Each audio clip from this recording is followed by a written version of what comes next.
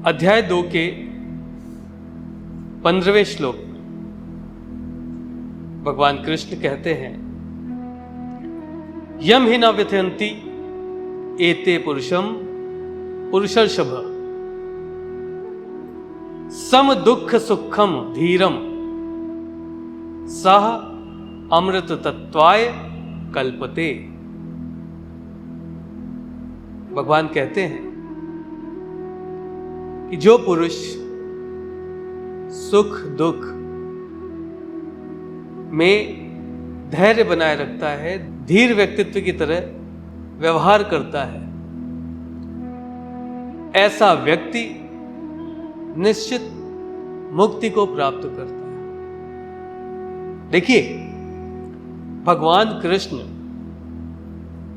जहां पर बार बार ये बात कहते हैं कि ऐसा व्यक्ति मुक्ति को प्राप्त करता है, ऐसा व्यक्ति मुक्ति को प्राप्त करता है, इसका अर्थात ये निकलता है कि ऐसा व्यक्ति परमानंद को प्राप्त करता है। देखिए, सुख दुख में धीर व्यक्तित्व, धैर्य बनाए रखना, सुख और दुख में समान रूप से धैर्य बनाना। जैसे व्यक्ति जब त्याग से कर्म के पथ पर चलता है, तो कर्म पथ पर चलने पर व्यक्ति अपने समस्त संबंधों से दूर होता है और संबंधों से दूर होने में कष्ट प्राप्त होता है। तत्वदर्शी व्यक्तित्व जब कर्म पथ पर आगे बढ़ता है, तो जितना कष्ट उसे संबंधों से दूर रहने में प्राप्त होता है, अपने धैर्य को उतना ही विस्तृत करते हुए वो कर्म पथ पर आगे बढ़ता रहता है। इस बात को समझने का प्रयास कीजिए। अर्जुन के सम्मुख समस्त संबंध पितामह भीष्म, द्रोणाचार्य, कृपाचार्य, उसके अनुज, उसके ज्येष्ठ सब उपस्थित हैं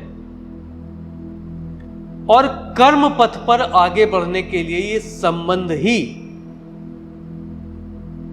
उसे रोक रहे हैं,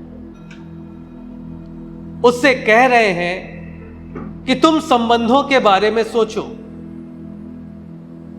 ऐसा हमारे साथ दैनिक जीवन में भी होता है। यदि हम कोई उद्देश्य लेकर के चलते हैं, तो हमारे निकटस्थ संबंध जो होते हैं, उन संबंधों से मोह में पड़कर हम अपने उद्देश्य से हट जाते हैं और हमारा सर्वाधिक समय उन संबंधों के मोह में नष्ट हो जाता है। तो भगवान कृष्ण इस श्लोक के माध्यम से ये संदेश देना चाहते हैं कि जो तत्वदर्शी व्यक्तित्व होता है, वो तत्वदर्शी व्यक्तित्व मात्र अपने उद्देश्य की ओर निरंतरता से बढ़ता रहता है, संबंधों का विच्छेद कर लेता है। देखिए, एक उदाहरण से इसको समझिए। आपकी आध्यात्म की आयु है और आप सांसारिकता में बंधे हुए हैं। आपको ऐसा लगता है कि अभी कुछ दिन बाद आध्यात्म कर लेंगे, कुछ दिन बाद आध्यात्म कर लेंगे। और इसमें होता क्या है, वो कुछ दिन बाद की जो आपके अंदर भावना है, वो भावना किस कारण से है? उसका कारण मात्र एक है कि आप संबंधों से आसक्त हैं, आप संबंधों को छोड़ नहीं पाए। संन्यास आश्रम, हमारे यहां जो आश्रम बताए गए हैं हर व्यक्ति के जीवन में, उसमें संन्यास आश्रम है और व्यक्ति कभी निश्चित ही नहीं कर पाता कि अब उसकी आयु संन्यास आश्रम की हो गई। हमेशा यही सोचता रहता है कि कुछ दिन बाद, और इस पथ पर जाने से रोकता कौन? उसके संबंध ही रोकते हैं। तो जब आपको जिस उद्देश्य की ओर चलना होता है तो अपने संबंधों से मोह समाप्त कीजिए। यदि आपने संबंधों से मोह समाप्त कर दिया तो निश्चित समझ लीजिए उद्देश्य की पूर्ति होगी। देखिए, हर संबंध की अपनी एक आयु, अपना एक रस होता है, और उस आयु में यदि आप उस रस को भोग चुके हैं तो कब तक मन की कल्पना में उस रस को जीवंत रख के अपने कर्म पथ से हटेंगे? अर्जुन को पितामह वो दिख रहे हैं जो उसको गोद में लेकर के घूमते थे। सिर्फ अर्जुन ही युद्ध करने थोड़ी ना गया था, पितामह भी तो युद्ध करने आए थे। उन्होंने क्या सोचा था? क्या पितामह के मन में यह बात थी कि वो युद्ध नहीं, अर्जुन को आलिंगन करने जा रहे हैं? ऐसा तो नहीं था ना। फिर अर्जुन के मन में यह मोह क्यों? देखिए, उदार व्यक्तित्व के मन में मोह अक्सर आता है। उदारता भी, अति उदारता मोह का कारण बनती है।